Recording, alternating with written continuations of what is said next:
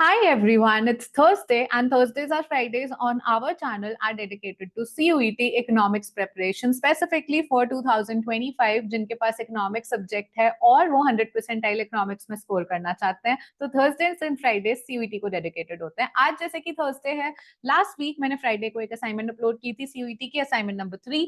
आज मैं उस assignment का solution आप लोगों के लिए लेके आई हूँ and I hope you like it, you liking the series। सो बिना टाइम वेस्ट किए फटाफट से स्टार्ट होते हैं अपनी असाइनमेंट के साथ एंड मैं स्क्रीन शेयर कर लेती हूँ सो दैट आई नो कि आप लोगों को प्रॉपरली विजिबल है। सो असाइनमेंट 3 का सोल्यूशन गाइस ये है आपके स्क्रीन पर पूरा पीडीएफ एंड हम इसमें क्या करने वाले हैं। सबसे पहला क्वेश्चन देख लेते हैं। सबसे पहला क्वेश्चन था गाइस ये असाइनमेंट 10 मार्क्स की होती है। मैंने अपनी असाइनमेंट्स में कोई भी नेगेटिव मार्किंग नहीं दी हुई है एंड असाइनमेंट कहाँ मिलती है for our new users. So description में टेलीग्राम का लिंक है। एक्चुअली डिस्क्रिप्शन आप एक बार खोल के देखो, वहां पे सारी इन्फॉर्मेशन है और क्लैरिटी नहीं मिलती तो टेलीग्राम पे पूछ लो, that's completely fine. So first question is which of the following policy is most likely to be used by central bank to combat high inflation? When there's high inflation, that means people are spending more, people have more money. So RBI के लिए better है कि वो monetary policy के through economy से पैसा निकाल ले। सो कौन सी बेस्ट पॉलिसी है? रिड्यूसिंग इंटरेस्ट रेट तो पैसा और ज्यादा फैलाएगी इकोनॉमी में। Increasing government spending, government fiscal हो गया, सो हमें फिस्कल से लेना देना नहीं है, हम आरबीआई की बात कर रहे हैं। then increasing interest rate and reducing taxes again, so you have to be mindful कि क्या बात हो रही है। सबसे पहले हमने बोला बाय सेंट्रल बैंक, तो ये पॉलिसी और ये पॉलिसी ये दोनों B and D are fiscal, कि गवर्नमेंट लेती है, सो ये तो मतलब ही नहीं हुआ। रिड्यूस करोगे रेट वो फायदा नहीं है, इंक्रीज करोगे रेट तो उससे ये होगा कि कॉस्ट ऑफ बोरोइंग इंक्रीज हो जाएगी। अच्छा कॉम्बैट हाई इन्फ्लेशन ना, हाँ हाई इन्फ्लेशन में आप इंक्रीज कर दो ताकि कॉस्ट ऑफ बोरोइंग इंक्रीज हो जाए और लोगों के पास पैसा थोड़ा कम बचे, लोगों से आप पैसा ले लो, ठीक है। So that is it. Increasing interest rate is the solution. Let's move on to the second question. Which economic theory argues that unemployment is primarily caused by insufficient demand for goods and services? ये कौन सी theory बोलती है? ये होती है Keynesian theory. केनेजियन theory क्या बोलती है कि unemployment primarily caused by insufficient demand for goods and services, तो गवर्नमेंट को एडवोकेट करना चाहिए, गवर्नमेंट को इंटरवेंशन करनी चाहिए, ठीक है। देन आपका नेक्स्ट क्वेश्चन आ जाता है मैच द फॉलोइंग। सो ये मैंने 1 2 3 4 एंड एबीसीडी दिया था, let's try and match. So सबसे पहले the cost of foregoing the next best alternative, ये अपॉर्चुनिटी कॉस्ट है तो 1 है ये। The cost of producing 1 additional unit, ये मार्जिनल कॉस्ट है, ये तो 2 ही है। देन गवर्नमेंट पॉलिसी टैक्सेशन, ये फिस्कल है, so I think A 1 B2, so I think ये direct matching है पूरी, so it was fairly very easy question, but yeah the correct option is 1A 2B 3C and 4D, correct matching. Then arrange the following economic events in the correct sequence on the basis of their occurrence, कब कब हुआ था, ठीक है। सो सबसे पहले हम year लिख लेते हैं। जीएसटी कब इंट्रोड्यूस हुआ था? 2017 में। ब्रिक्स का इम्प्लीमेंटेशन कब हुआ था? 2009 में। लॉन्च ऑफ प्रधानमंत्री आवास योजना कब हुआ था? 2015 में। एंड रेरा एक्ट कब आया था? रेरा एक्ट 2016 में। सो सबसे पहले हमें बेसिस ऑफ सीक्वेंस करना है, कौन पहले आया था।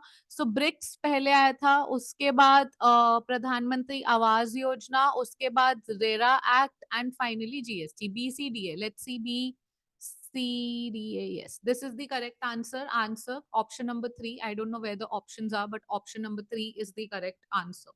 All right, then let's move on to our next question. Which of the following statements are, and guys you can keep commenting live tab में भी, अभी live tab चल रहा है, so whosoever is watching with me आप answer कर सकते हो अपने एंड पे कि क्या क्या आंसर होगा and then you can see कि वो आंसर सही है या गलत है। All right, so okay, which of the following statements are correct regarding public goods? Okay, which are correct? Public goods are non-rivalrous and non-excludable. Okay, correct. Free rider problem associated होती है, yes. Example है public good का national defence public park, yes. Public goods are provided efficiently by private market, so I think A B and C are the correct options. A B and C are the correct options, ठीक है। Explanation ये रहा, आप pause करिए and आप पढ़ सकते हैं। देन नेक्स्ट क्वेश्चन पे आ जाते हैं। Arrange the following economic events in the correct sequence. Okay, sequence based question है। डीमोनेटाइजेशन इंडिया में कब हुआ? डीमोनेटाइजेशन इंडिया में 2016 में हुआ। Then introduction of NEP 1991। ठीक है, मेक इन इंडिया कब आया आपका? मेक इन इंडिया का देख लो, मेक इन इंडिया आपका आया था 2014 में, ठीक है? 2014 में आया, ओके सॉरी क्वेश्चन ये रहा, 2014 में ये आया एंड आई थिंक 2016 में इंसॉल्वेंसी एंड बैंक्रप्सी कोड था। लेट्स जस्ट कंफर्म या ठीक है। सो ऑर्डर क्या हुआ, पहले कौन आया था? पहले बी था, देन उसके बाद C and then we have B C D A option है, डी ए है ही नहीं, तो B C A D correct option हो गया, दोनों ही 2016 में थे, ठीक है। Then our next question is dash is the graphical representation of trade-off between two goods or services that an economy can produce. क्या है भाई? PPF प्रोडक्शन पॉसिबिलिटी फ्रंटियर ही तो होता है, ट्रेड ऑफ इकोनॉमी क्या प्रोड्यूस कर सकती है, ठीक है। This is fairly simple. Then which of the following measure is used to compare standard of living between different countries? Standard of living कैसे पता चलता है? Human Development Index से पता चलता है standard of living, ठीक है। Then next is which of the following statement is true about tariff? Tariff increase, consumer surplus increase होता है? नहीं, ये तो कहीं से भी नहीं होता। Tariff are designed to increase volume of no, it's designed to decrease. Tariff, it decrease the price of imported, no, it increases the price. So tariff provide revenue in the government and protect domestic. Yes, that's true. Option number D is the correct answer. Even if you've not studied the chapter, even then आप थोड़ा link कर सकते हो कि ये आपका correct answer है। Okay. Last but never the least, which of the following statements are true regarding the circular flow of income in the closed economy? When we say about the closed economy, हम foreign sector को नहीं include कर रहे हैं, ठीक है। सो आपको ये ध्यान रखना है कि फॉरेन सेक्टर इसमें इंक्लूडेड नहीं है। सो क्या क्या बोल रहा है वो, which of the following statements are true में? Household supply factors of production to firms, household supply करता है factor of production to firm, ठीक है। Firm supply goods and services to household, yes. Household receive करता है wages, rent, profit from firm, okay, and government spending is included in the circular flow of income. So guys, government spending is not, because closed economy में we basically assume कि सिर्फ और सिर्फ two sector economy है आपके NCERT के according, okay। So that's it in today's video and I really hope you liked it.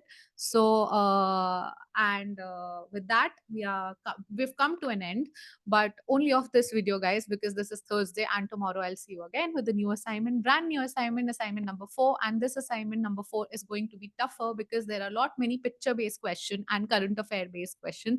So I would highly urge you कि अगर ये नहीं करी थी तो कल जो assignment आएगी उसका PDF डाउनलोड कर लेना फटाफट से टेलीग्राम से, एंड नेक्स्ट वीक उसका सोल्यूशन जरूर देखना, because this is a fairly interesting assignment which I am going to upload for you guys tomorrow. And as I always say towards the end of each and every video, from now on, we'll make a mantra on our channel. Communication is the key.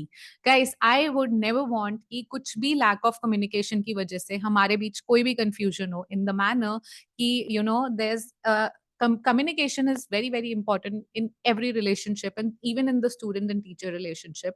For you, there are various mechanisms to communicate to me.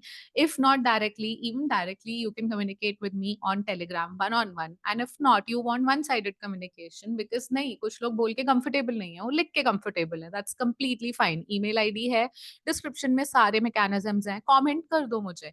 Community tab पे I'm very active. वहाँ लिख के बता दो. तो बहुत सारे ways हैं where you can tell me, because see, I am trying to give my best to you, but my best may not be sufficient for you because आपकी requirement ही कुछ और है। And I always say कि अगर आपको प्यास लगी है और मैं आपको अच्छा अच्छा पिज्जा बर्गर खिलाऊंगी, स्टिल जिसको प्यास लगी है उसे उस टाइम पानी ही चाहिए। सो मैं कितना ही अच्छा दे दूं अपनी तरफ से, वो मेरे लिए अच्छा होगा, मैं तो सोचूंगी वो मैं आपको सब दे रही हूँ, बट आपको वो चाहिए ही नहीं, और मेरे लिए ईजी होता कंपैरेटिवली पानी पिलाना आपको, आपके लिए भी शायद बेटर होता, बट क्योंकि वो एक लैक ऑफ कम्युनिकेशन है, हमें समझ नहीं आ रहा है कि आपको क्या चाहिए, तो मैं दे नहीं पा रही। And I would really want कि जो आपको चाहिए वो ही आपको मिले ताकि आपके लिए अच्छा हो।